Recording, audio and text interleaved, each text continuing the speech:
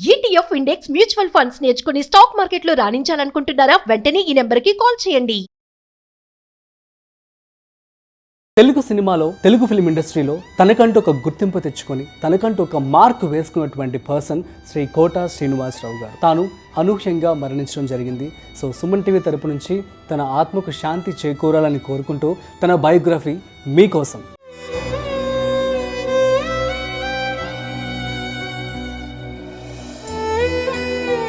కోట అని ముద్దుగా పిలువబడే కోట శ్రీనివాసరావు తెలుగు సినిమా నటుడు. కృష్ణా జిల్లా కంకిపాడుకు చెందిన కోట శ్రీనివాసరావు తండ్రి కోట సీతారామాంజనేయులు కంకిపాడులో ప్రసిద్ధి చెందిన వైద్యుడు. కోట 1945 జూలై 10న తెలుగు బ్రాహ్మణ కుటుంబంలో జన్మించారు. తెలుగు సినీ ఇండస్ట్రీ సహా ఏ రంగంలోనైనా రెండే క్యాడర్లు ఉంటాయని అంటారు కోట శ్రీనివాసరావు. ఒకటి, ఇండస్ట్రీ మనకు అవసరం అనే వాళ్ళు 90% మంది ఉంటారు. ఇండస్ట్రీకి మనం అవసరం అనే వాళ్ళు 10% ఉంటారు. ఆ 10%లో మనం ఉండాలంటే ప్రతిభతో పాటు ఆవగింజంత అదృష్టం కూడా ఉండాలి. అప్పుడు జీవితంలో ఎలాంటి సమస్యలు వచ్చినా ఇబ్బందులు పడమని చెబుతారు. ఇది కేవలం సినిమా ఇండస్ట్రీలోనే కాదు, నేటి యువత కూడా దీన్ని ఆకలింపు చేసుకోవాలి.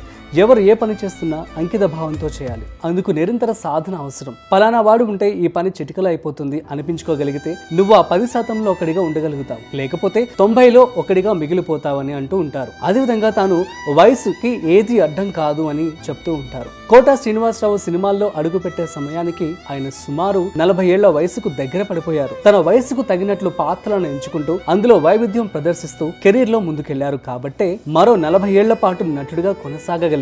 అంతేకాదు తన పరిధుల్లో స్పష్టత ఉన్న వ్యక్తిగా నిలిచారు. తొలినాళ్లలో సైడ్ రోల్స్ వేస్తూ విలన్ గా, ఆ తర్వాత హీరోగా ఎదిగిన ఎంతో మంది నటులు ఉన్నారు. 20 ఏళ్ల వయసులో కెరీర్ మొదలు పెట్టిన వాళ్ళు ప్రయోగాలు చేయొచ్చు. అదే 40 నుంచి 50 ఏళ్లు దాటిన వ్యక్తి హీరోలుగా చేస్తామంటే అన్నిసార్లు అదృష్టం కలిసి రాకపోవచ్చు. ప్రయోగాత్మక పాత్రలు చేయడం వేరు, కథానాయకుడిగా సినిమా భారమంతా మోయడం వేరు. ఇప్పటికీ నా ఇంటి ముందు నుంచి ఎవరైనా వెళ్తే నటుడు కోట శ్రీనివాసరావు ఇల్లు అనుకుంటారు. అదే నేను తదుపరి కాలంలో హీరోగానో దర్శకుడుగానో నిర్మాతగానో అయి ఉంటే వీడికెందుకురా ఈ పనులు అని పరాచకాలు ఆడి ఉండేవారు. నాకు అది ఇష్టం లేదు, హీరోగా చేయాలన్న ఆలోచన లేదు కాబట్టే ఇంకా జీరో కాకుండా ఉన్నాను అని చెబుతూ ఉంటారు కోట శ్రీనివాసరావు గారు. ఇంతకన్నా ఆత్మ పరిశీలన వేరెవరికి ఉంటుంది? ఇదే విషయం సామాన్యులకు వర్తిస్తుంది. వయసును అడ్డంకిగా చూపకుండా జీవితంలో ముందుకు సాగాలి. తన స్థాయికి, చదువుకు సరిపోయే అవకాశాలు వచ్చే వరకు వేచి చూడకుండా వచ్చిన ప్రతి అవకాశాన్ని సద్వినియోగం చేసుకుంటే కెరీర్ లో ప్రతి ఒక్కరూ ముందుకు వెళ్ళవచ్చు అని అంటూ ఉంటారు. సరైన సమయంలో కుటుంబంతో గడపలేకపోయాను. షూటింగ్స్ ఉండి నెలకో 2 నెలలకో ఓసారి ఇంటికి వచ్చిన సందర్భాలు ఉన్నాయంటూ నాకు 2 కుమార్తెలు, 1 కొడుకు. పిల్లల చిన్నతనంలో వారి అచ్చట ముచ్చట పెద్దగా చూసుకుంది లేదని, వారి వెనకాల ఉండి నడిపించింది లేదని. నా అదృష్టం ఏంటంటే పిల్లలు చదువుకుని బుద్ధిమంతులయ్యారు. ఇది పోటీ చెప్పే మాట. నేటి తల్లిదండ్రులకు తమ పిల్లలు ఏం చేస్తున్నారో పట్టించుకునే తీరిక, ఓపిక ఉండటం లేదు. మనం ఎంతగానో అభిమానించే స్టార్ హీరోలు కూడా తమ కుటుంబానికి సమయం కేటాయిస్తుంటే వాటిని సోషల్ మీడియాలో షేర్ చేస్తున్నామే తప్ప మనం కుటుంబంతో ఉంటున్నామా అని చూసుకోవడం లేదు అని తాను చెప్పడం జరిగేది. జనరల్ నాలెడ్జ్ లేదని పొద్దున్నే 5కో 6కో వెళ్ళిపోయేవాడినని, తిరిగి వచ్చేసరికి అర్ధరాత్రి దాటి ఏ 2, 3 అయ్యేది. ప్రపంచంలో ఏం జరుగుతుందనేది కూడా పట్టించుకోలేదు. ఈ రెండింటి గురించి తలుచుకొని నాలో నేను ఏడుస్తూ ఉంటాను. నా జీవితం ఎలా అయిపోయిందంటే అప్పుడు తినడానికి టైం లేదు, ఇప్పుడు తిందామంటే తినలేను. అప్పట్లో ఎవరు ఏం చేసేవారో కూడా తెలిసేది కాదు. పుట్టినరోజులు, పెళ్లి రోజులు ఏవి పట్టేవి కావు. ఎవరికైనా టైం వస్తే టైం ఉండదని అర్థమైంది. ఆ రోజులు అలా గడిచిపోయాయి అంటారు. అవును, నేటి కాలంలో మన పక్క పోషణలో ఎవరుంటున్నారో కూడా తెలియనంత బిజీగా గడిపేస్తున్నాం. ఖాళీ లేదంటూ చిన్న చిన్న సరదాలు, వేడుకలకు లేకుండా జీవితం గడిచిపోతుంది. యువకులుగా ఉన్నప్పుడు నచ్చింది తినడానికి, నచ్చింది కొనుక్కోవడానికి డబ్బులు ఉండవు.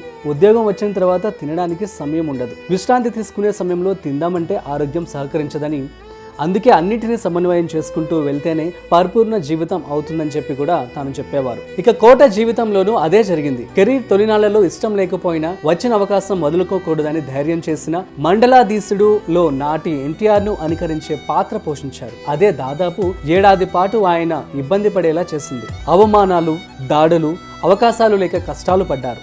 అయినా ధైర్యంతో ముందుకు సాగారు. అంతేకాని ఇండస్ట్రీ వదిలి వెళ్ళిపోలేదు. కొన్ని రోజులు మనకి కాలం కలిసి రానప్పుడు వేచి చూడాలి. అదే సమయంలో చేసే ఏ ప్రయత్నము ఆపకూడదు. నేటి యువతలో లోపిస్తున్న ప్రధాన అంశం ఇదే అంటూ కూడా తాను చెప్పారు. ఇక సారీ 2 అక్షరాల పదమే కానీ ఇది చెప్పడానికి చాలా మందికి నోరు రావటం లేదు.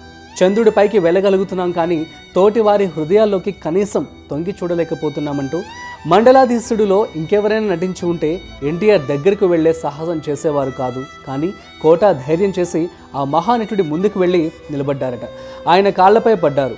నటనను దైవంగా చూసే ఎన్టీఆర్ కోటను చూడగానే ఆయనను మెచ్చుకున్నారు. గొప్ప పాత్రలు పోషించాలని ఆశీర్వదించారు. ఎన్టీఆర్ ప్రోత్సాహం కోటకు మానసిక స్థైర్యాన్ని ఇచ్చింది. ఆ సంఘటనతో గొప్ప నటుడి పాత్రను అనవసరంగా అనుకరించానేమోనన్న బాధ తొలగిపోయింది. పొరపాట్లు లేకుండా ఏ ఒక్కరి జీవితం సాగదు. అవి మళ్ళీ జరగకుండా చూసుకుంటూ ఒకవేళ ఎప్పుడైనా జరిగితే మనస్ఫూర్తిగా సారీ చెబితే ఎదుటి వారిలో మనపై గౌరవం మరింత పెరుగుతుంది అని కోట చెప్తూ ఉండేవారు.